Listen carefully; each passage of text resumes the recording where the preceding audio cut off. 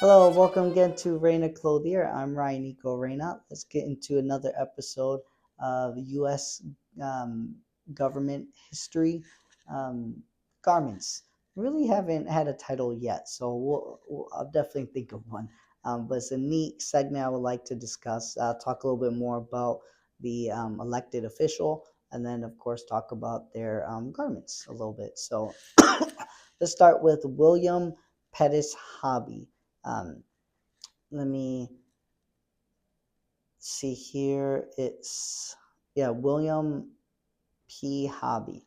So March 26th, he was born 1878 to June 7th, 1964. Was an American politician, journalist, and a publisher. He was a publisher slash owner of the Belmont Enterprise when he entered politics in the Democratic Party. Elected in 1914 as Lieutenant Governor of Texas. In 1917, he succeeded to become 27th governor of the U.S. state of Texas. And after James Edward Paul Ferguson was impeached and forced to resign. In 1918, Hobby won the office in his own right, serving a full term. In 1914, Hobby lost the Democratic Party.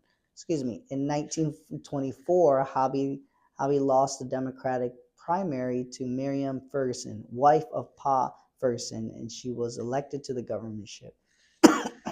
Hobby returned to publishing and in 1924 was chosen as president of the Houston Post. He later served as chairman of the board of the Houston Post Company, which had also acquired radio and TV stations. His early life, so he was born in Moscow, Texas. Never knew there was a Moscow, Texas. Hobby attended local public schools. He started working at the age of 17 as a circulation clerk for the Houston Post in 1895. Several years later, he was promoted to business writer in August 1901. In 1907, he left the Post to become manager and part owner of the Belmont Enterprise. He acquired the entire paper shortly thereafter. So his political career, he decided to enter politics and join the Democratic Party in 1914. He ran and was elected lieutenant governor of Texas after Governor Pa Ferguson was impeached, was forced to resign. He succeeded him at 39 and was the youngest governor in state history. Um, and that is pretty crazy how so the Pa Ferguson lost because he got impeached essentially, and then his wife beat Hobby, who replaced um, Pa Ferguson. So crazy situations happened just 100 years ago. However, his ensemble. Let's talk a little bit more. So his ensemble, Hobby's ensemble, is really nice. I look at it where it almost looks like a double-breasted garment, but the gorge is almost more to the bottom part is facing lower than normally does, and the collar essentially a little lower as well. And the lapel really doesn't show too much. It's not too much lapel, so it's essentially covering most of his chest area. I I kind of like it. It's definitely, especially in the cold weather, and it almost looks like a true jacket. Um, so I mean, it might cover you. It looks like a very thick fabric when you see the lapel folded out. So and I think I don't know if it's the painting um, or he had a different shade of the lapel compared to the jacket, but it might be the shadowing of the painting. So it's really neat how that kind of essentially is exposed there. But nevertheless, bow tie. He does not have a wingtip collar; it's just a normal collar.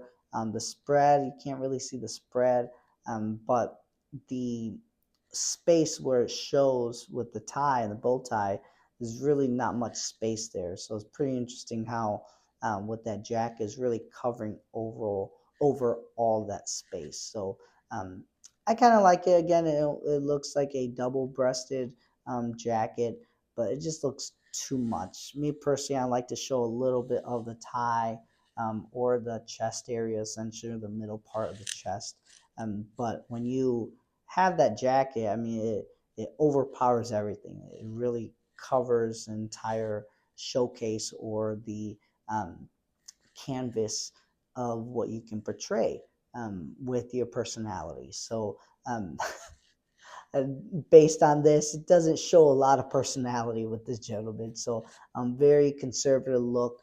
Again, this is 100 years ago in 1920s. So, essentially, I think this is even before then. Let me see here. Yeah, 1921. So I mean, it's very interesting how you know, that very subtleness stuck around that time, and it still does. I personally like the subtleness of it, but there's different accessories that you can add. Of course, the tie is one of them, and um, at that point, a tie wasn't even considered an accessory; it was considered a necessity that was part of the ensemble. So it's really neat how that shows about 100 years ago. Um, but in my opinion, I think it's a nice ensemble. Again, very conservative, subtle look. That's a great look to have. And again, it's a timeless piece. So until then, that will conclude that part. If you guys are interested in a custom made suit or a sport jacket, we'll love to work with you. Go on our website, reynaclothier.com, and book your appointment. And we work with clients all across the country. So love to serve you one day. So until then, have a wonderful day.